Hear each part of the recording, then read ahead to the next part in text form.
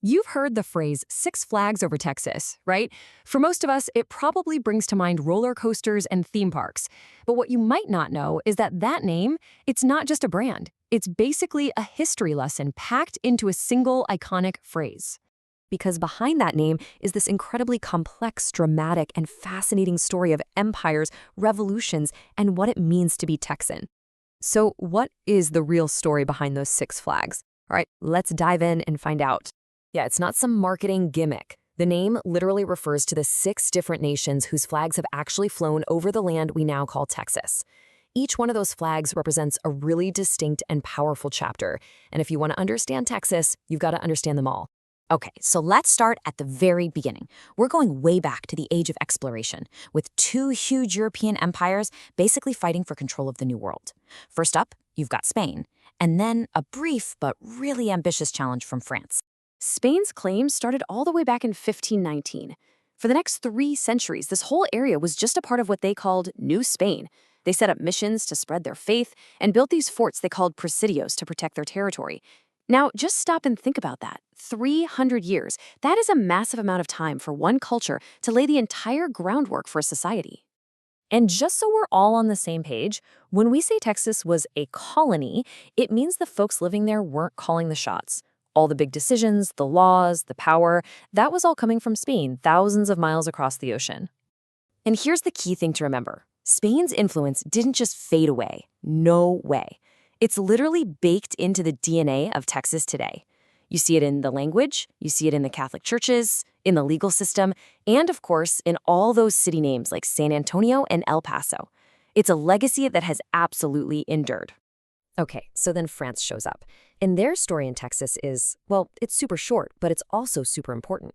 In 1685, this French explorer, La Salle, set up a tiny settlement. It was a big, bold move that completely failed within 5 years. Still, that little French flag, just a blip on the timeline, was like a massive alarm bell for Spain. It made them realize they had to double down and really start colonizing Texas to keep everybody else out. And here's a little fact that I think is so cool. The name Texas itself is not Spanish. It's not French. It actually comes from the Caddo people who were native to the land. They used the word Tejas, which meant friends or allies. The Spanish explorers heard it, kind of misunderstood it, and started using it for the whole region. So the state's name is literally the Caddo word for friends. How about that? All right, hang on, because the story is about to get really intense. We're moving out of the era of distant European rule and into a straight-up, dramatic, and violent struggle for independence. So in 1821, everything changes. Mexico finally wins its independence from Spain, and just like that, Texas is part of this brand new country. But the Mexican government had a big problem. This huge piece of land was mostly empty. So they came up with a plan. Let's invite Americans in. They hired these land agents called empresarios to bring families over. And the main guy in charge of this, the most famous and successful impresario of them all, was Stephen F. Austin. You've probably heard of him. They call him the father of Texas for a reason. He brought hundreds and hundreds of American families into the region, promising them cheap land and a new life. But this plan quickly created a massive culture clash. I mean, this chart just lays out the core problems perfectly. On one side, you had the American settlers who wanted more local rights, lower taxes, and critically wanted to continue using enslaved labor. On the other side, you had a new Mexican nation trying to create a strong central government and a national identity, which included abolishing slavery. These two visions were just on a total collision course.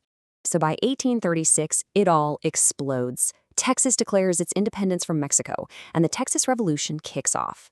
This is where you get those legendary stories we all know, the heroic last stand at the Alamo, and then the stunning, decisive victory at the Battle of San Jacinto. Against all odds, Texas had won its freedom. And with that victory, Texas became something totally new. It wasn't a colony, it wasn't a state, it was a republic.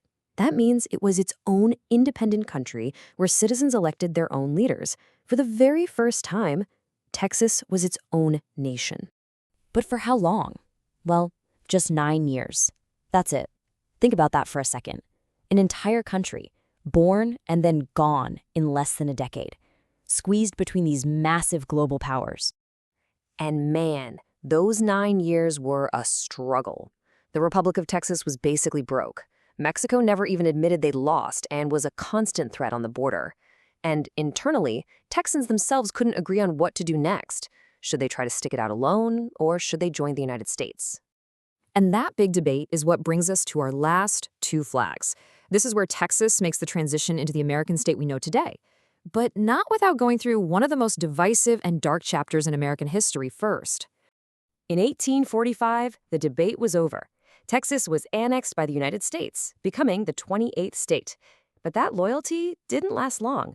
Just 16 years later, driven primarily by its desire to uphold the institution of slavery, Texas seceded from the Union and joined the Confederate States of America. After the Confederacy was defeated, Texas went through the difficult process of Reconstruction. By 1870, it had officially rejoined the Union, and that's when the sixth and final flag, the Stars and Stripes of the USA, went up, and it's been flying over Texas ever since. So, wow, that was a whirlwind tour, right? 6 different governments in just a few hundred years. Let's just take a quick moment to recap this incredible journey and see what it all really adds up to. This timeline just lays it all out so clearly. You start with that long, foundational Spanish era, the quick blip from France, the transition to Mexican rule, the fiery independent republic, that brief defining period in the Confederacy, and finally, its permanent place in the United States. And here's the bottom line, the most important takeaway from all of this. None of these chapters just vanished. Each flag, each government, each culture left something permanent behind. It's all layered on top of each other, in the law, the language, the food, the attitude, to create this incredibly unique, fiercely independent identity that is Texas today. And it all leaves us with this one big, fascinating question to think about. When a place has been shaped by so many different conflicts, cultures, and loyalties, how does that tangled history continue to influence its people and its politics right now, today? It's a question that really helps explain not just Texas, but the complex identities of places all over the world.